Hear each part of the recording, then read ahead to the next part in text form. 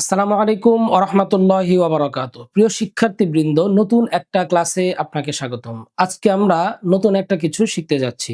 আজকে যেটা আমরা শিখব সেটা হচ্ছে ইদগাম। নুন সাকিন এবং তানবিনের তৃতীয় নাম্বার রুলস ইদগাম। এই ইদগম এইটা আবার কিন্তু ২ প্রকার। ইদগম ২ প্রকার। আমরা একটু লিখে দেখি। ১ নাম্বার ইদগমে বাগুন্না, আরেকটা হচ্ছে ইদগমে বেলাগুন্না। এই কথার মধ্যেই কিন্তু একটা কথা লুকিয়ে আছে যে কোনটা গুন্না সহ করতে হবে আর কোনটা গুন্না ছাড়া পড়তে হবে। বা গুন্না অর্থাৎ গুন্না সহ, বা অর্থ সহ বা সাথে, গুন্নার সাথে। আর বেলা শব্দের অর্থ হচ্ছে ছাড়া, অর্থাৎ গুন্না ছাড়া। ঈদগমে বাগুন্না অর্থাৎ গুন্না সহ, আরেকটি হচ্ছে ঈদগমে বেলা গুন্না অর্থাৎ গুন্না ছাড়া। তো এই যে ঈদগমে বাগুন্না, এই ঈদগমে বাগুন্নার হরফ ৪টি। ঈদগমে বাগুন্নার হরফ ৪টি, অর্থাৎ ইয়া, মিম, ওয়াও এবং নুন। ইয়া, মিম, ওয়াও, নুন। এই ৪টা হরফ যদি নুন সাকিন বা তানবিনের পরে তাসদিদের সাথে আছে, শুধু আসলে হবে না, তাসদিদের সাথে আসতে হবে। আমরা জানি তাসদিদ কোনটা।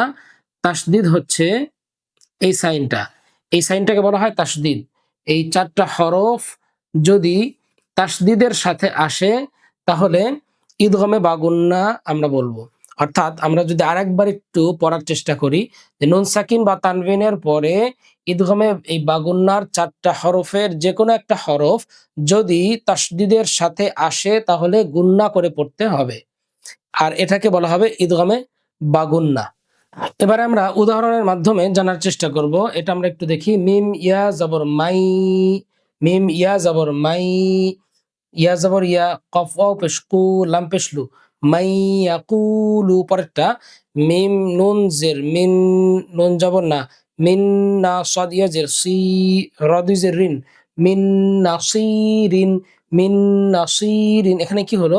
নুন সাকিনের পরে ইয়া তাসদিদের সাথে এসেছে, এজন্য এটা ইদগামে বাগুন্না। এখানে নুন সাকিনের পরে নুন এসেছে তাসদিদের সাথে, এজন্য এটাও ইদগামে বাগুন্না।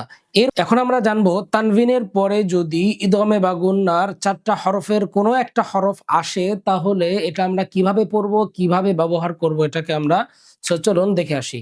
হা পেশ হু, দাল, ওয়াও ২ জবর দাও, হুদাও, ওয়াও জবর ওয়া, হুদাও ওয়া, দাল কাফ জের দিক, হুদাও ওয়া দিক, র ইয়া খারা জবর র, হুদাও ওয়া দিক র, হুদাও ওয়া দিক র। এখানে দেখেন তানভিনের পরে ওয়াও এর সাথে তাসদিদ আছে, এজন্য এটা ইদগামে বাগুন্না রুলস, গুন্না করে আমরা পড়বো। পরেরটা আমরা দেখি। র জবর র, জিম পেশ জু, রজু, লাম ইয়া ২ পেশ লুই, রজু লুই, ইয়াসিন জবর ইয়াস, রজু লুই ইয়াস, আইন ইয়া খারা জবর আ, রজু লুই ইয়াস আ। এখানেও তানভিনের পরে ইয়ার সাথে তাসদিদ আছে, এজন্য এটা ইদগামে বাগুন্না রুলস হবে। সো আমরা নুন সাকিনের পরে যদি ইদগামে বাগুন্নার হরফগুলো আসে তাহলে কিভাবে পড়তে হবে, এবং তানভিনের পরে ইদগামে বাগুন্নার হরফগুলো যদি আসে তাহলে কিভাবে পড়তে হবে, আমরা কিন্তু খুব সহজে জেনে ফেললাম। আরো অনেকগুলো উদাহরণ আছে, আমরা ইনশাআল্লাহ সেগুলো ধারাবাহিকভাবে জেনে ফেলবো। পরের ক্লাস দেখার আমন্ত্রণ জানিয়ে আজকে শেষ করছি। ভালো থাকবেন। আসসালামু আলাইকুম ওয়া রাহমাতুল্লাহি ওয়া বারাকাতুহু।